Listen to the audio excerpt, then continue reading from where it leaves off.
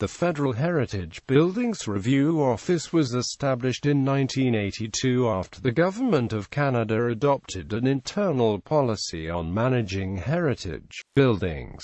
Today, federal heritage is incorporated into the Government of Canada's Treasury Board policy on the management of federal real property. History. The FHBRO was partly created because the federal government did not have heritage protection in place, while provincial jurisdictions had passed stronger heritage laws in the mid-1970s. Led by Parks Canada and a Parliamentary Committee on Heritage, a policy was drafted and approved by Cabinet in 1982.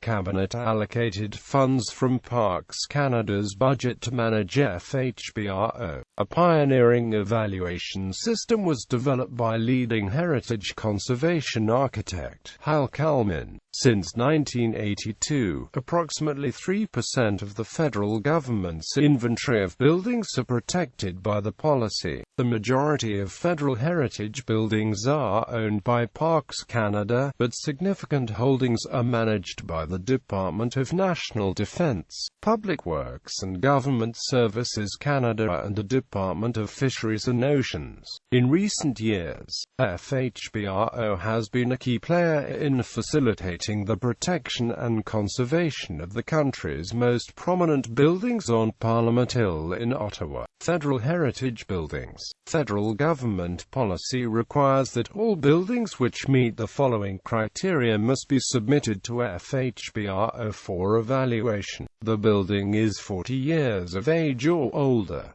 The building is owned, or being considered for purchase, by a federal department, and the building can contain a shelter, human activities, has an interior space, an exterior shell and a roof, and it is fixed in a permanent specific location.